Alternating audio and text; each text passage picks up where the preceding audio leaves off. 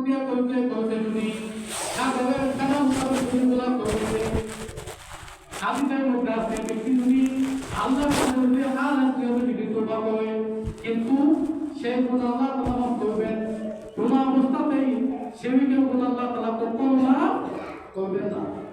সেবিকের গুনাহ মানে কি? খোদা দুটা মানা। সেবিক কাকে বলা হয়? আল্লাহ কয়টা? আল্লাহ কয়টা? একটা।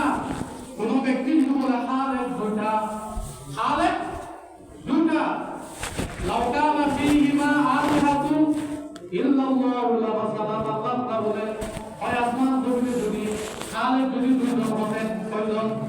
দুইজন, লাফাসাদাতা, আসমান জমি সব ভেঙে যেত। কেন? একজন হুদা বলতে এখন দৃষ্টি দাও, একজন হুদা বলতে এখন গুরুত্ব দাও। এইভাবে হুদায় হুদায় একতলাপ হইয়া আসমান জমিন কি হয়ে যেত? ধ্বংস হয়ে যেত। খোদা যেহেতু এক হুদা, যখন যা মনে চায় তাই করে। সেই হুদায় যখন মনে চায় মানুষকে ছেলে সন্তান দেয়, এক হুদা যখন যা মনে চায় মানুষকে কন্যা সন্তান দেয়, এক হুদা মনে চাইলে বৃষ্টি দেয়, মনে চাইলে রোদ দেয়, মনে চাইলে দিন দেয়, মনে চাইলে রাত দেয়। কোনো একটা নাই। কেন হুদা দুইজন? একজন। স্বামী স্ত্রী দুইজন ব্যক্তি, এই স্বামী স্ত্রী দুই মাসের কারণে স্বামী স্ত্রীর মধ্যে অনেক কথা হয়, হয়তো হয় না। কেন ব্যক্তি হয়তো দুইজন? দেখেন লুকমান আলাইহিস সালাম সর্বপ্রথম উচ্চারণ করলেন, হে আমার ছেলে, জীবনও শিরিক করবে না। আল্লাহ দুটা না একটা? একটা। আল্লাহকে একটা মানবা। যে সমস্ত কাজের মধ্যে আল্লাহ তাআলা শরীক, ওই সমস্ত কাজের মধ্যে কোনো ব্যক্তিকে শরীক করবা, এটা শিরকি গুনাহ। শিরক দুই কিসিম। শিরক কয় কিসিম? শিরক ফিজ যাত, শিরক ফিস সিফাত। একটা আল্লাহ তাআলা জাতের মধ্যে, সত্তার মধ্যে শিরক করা, ওটা দুটা মানা। ওটা কয়টা মানা? দুটা মানা। আরেকটা হচ্ছে আল্লাহ তাআলার সিফাত, গুণাগুলির মধ্যে শিরক করা। যেমন কোন ব্যক্তি বলল আল্লাহ তাআলা যা দেখে, আল্লাহ তাআলা যা দেখে ফলানা ব্যক্তিও তা দেখে, তা শিরক হবে। কেন? আমাদের আকীদা বিশ্বাস, এই যে কোরআনের মধ্যে আছে আল্লাহ তাআলা সামিউন বাসীর, আল্লাহ তাআলা সব শোনেন, আল্লাহ তাআলা সব দেখেন। তো আমিও দেখি, আপনিও দেখেন, আল্লাহ তাআলা দেখেন, আল্লাহ তাআলা শোনেন। দেখেন, আমিও দেখি, আল্লাহও দেখে, আমিও শ্রবণ করি, আল্লাহ শ্রবণ করে, কিন্তু আমার দেখা আল্লাহ দেখার মধ্যে বেশ কোনো আশা নাই, আশা নাই। এতে দেওয়ালের বাহিরে কি আছে আমি দেখি না, দেখেন না, দেওয়ালের বাহিরে কি আছে আমি দেখি না, তবে আল্লাহ দেখেন। এই জন্য আকীদা কিতাবে লিখছে আমাদের আকীদা বিশ্বাস রাখতে হবে আমাবস্যার অন্ধকার রজনীতে, যে রজনীতে যে বাহির হলে নিজের হাত নিজে দেখে না। কেন? অন্ধকারের কারণে।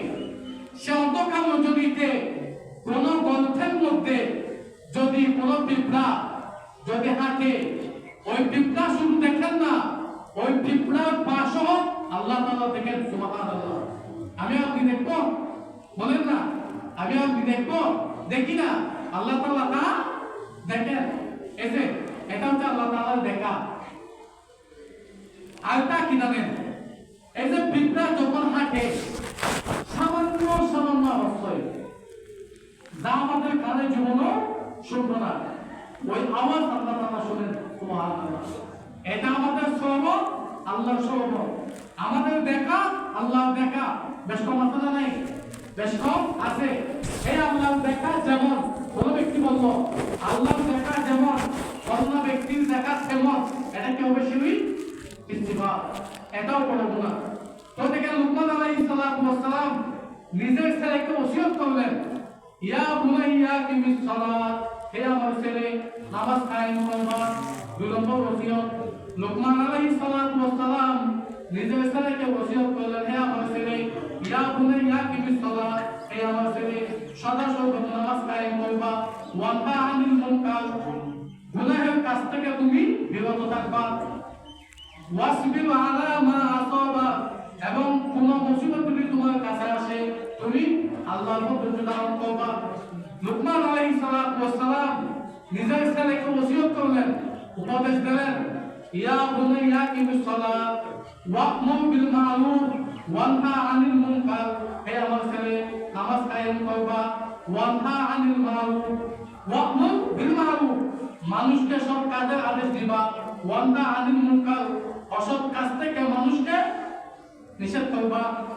4 নম্বর ওসিয়ত, আল্লাহ ওয়াসবির আলা মা আসাবা, তোমার কাছে যদি কোনো বালা মুসিবত আসে আল্লাহর প্রতি ধৈর্য করবা, মানুষের কাছে যাবে না। লুকমান আলাইহিস সালাম এইভাবে নিজের ছেলেকে ওসিয়ত করলেন। তার মধ্যে নতুন একটা ওসিয়ত, আল্লাহর বড়াইতের কথা, আল্লাহর শানের কথা হযরত লুকমান আলাইহিস সালাম নিজের ছেলের সামনে ওসিয়ত করলেন। কি? ইয়া বুনাইয়া ইন্নাহা ইন তাকু মিসকালা হাববাতিন মিন খারদালিন ফাতাকুন ফি সাখরাতিন আও ফিস সামাওয়াতি আও ফিল আরদি ইয়াতি বিহাল্লাহ ইন্নাল্লাহা লাতীফুন খবীর। হযরত লুকমান আলাইহিস সালামের ছেলে যাতে গুনাহের মধ্যে যাতে লিপ্ত না হয়, এজন্য আল্লাহ তাআলা হযরত লুকমান আলাইহিস সালাম নিজের ছেলের সামনে আল্লাহ তাআলার শানের কথা, কুদরতি কথা লুকমানের ছেলের সামনে লুকমান তুলে ধরলেন। কি বললেন? ইয়া বুনাইয়া, হে আমার ছেলে, ইন্নাহা ইন তাকু মিসকাল হাববাতিন মিন খারদাল, কোন একটা ছোট্ট দানা, ছোট্ট দানা, এই দানা যদি মিসকাল হাববাতিন মিন খারদালিন ফাতাকুন ফি সাখরাতিন, এই দানা যদি পাথরের মধ্যে থাকে, কোথায়? বিশাল বড় একটা পাথরের মধ্যে থাকে, অথবা আও ফিল আরদি, অথবা জমিনের গভীরের মধ্যে থাকে, অথবা ফিস সামাওয়াতি, আসমানে থাকে, ইয়াতি বিহাল্লাহ, ওই ছোট বিন্দুটা আল্লাহ তাআলা তোমার সামনে উপস্থিত করতে পারবে। এইভাবে লুকমান আলাইহিস সালাম নিজের ছেলেকে নসিহত করলেন। যে নসিহত আমাদেরও আমাদের ছেলে মেয়েদেরকে করা উচিত। তার মধ্যে নতুন একটা ওসিয়ত, হে আমার ছেলে, আল্লাহ তাআলার শান মান কেমন তুমি জানো। ওয়ালাউ আন্না মা ফিল আরদি মিন শাজারাতিন আকালামুন ওয়াল বাহরু ইয়ামুদ্দুহু মিন বাদি সাবাতু আবহারিন মা নাফিদাত কালিমাতুল্লাহ ইন্নাল্লাহা আজিজুন হাকীম। লোকমান বলে, হে আমার ছেলে, দুনিয়ার সমস্ত গাছকে যদি কলম বানানো হয়, দুনিয়ার সমস্ত গাছকে যদি কি বানানো হয়, কলম কলম, এই আসমান জমিনে যত গাছ আছে সমস্ত গাছকে যদি জমিন বানানো হয়, ওয়ালাউ আন্না মা ফিল আরদি মিন শাজারা, ওই জমিনের সমস্ত গাছকে যদি কলম বানানো হয়, এবং সাবাতু আবহারিন মা নাফিদাত কালিমাতুল্লাহ, ওই পৃথিবীর মধ্যে যত পানি আছে সমস্ত পানিকে যদি সিয়াই বানানো হয়, সমস্ত গাছকে কলম, সমস্ত পানিকে কি খালি, মা নাফিদাত কালিমাতুল্লাহ। এবং যদি আপনি দেখতে থাকেন আল্লাহ তাআলার শানের কথা, মানের কথা লিখতে লিখতে লিখতে লিখতে একদিন না একদিন কলম শেষ হবে, একদিন না একদিন ওই কালি শেষ হবে। মা নাফিদাত কালিমাতুল্লাহ, কিন্তু আল্লাহর শানের কথা, মানের কথা, কুদরতের কথা জীবনও শেষ হবে না।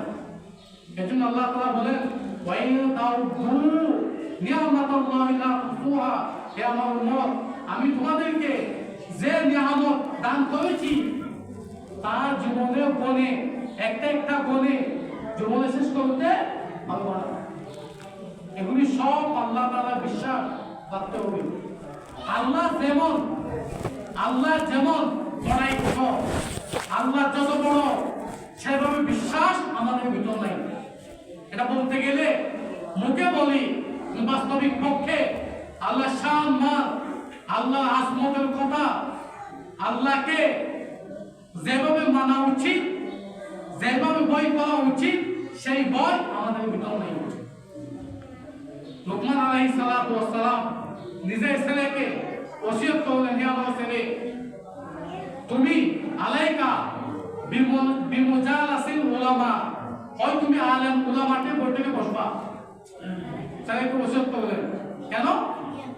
হয় তুমি যদি আলেম উলামার বৈঠকে বসো, আলেম উলামার মুখ দিয়া যে সমস্ত কথা বাহির হয়, এই সমস্ত কথার মাধ্যমে মৃত্যু কলব জীবিত হয়। সুবহানাল্লাহ। লুকমানে বলেছেন যে ছেলেকে আলেম উলামার বৈঠকে বসবা, এই বৈঠকে যদি বসো তাহলে এই মৃত কলব, যে কলবে সওয়াবের কাজ করে না, মানুষের কলব মরে যায় কখন?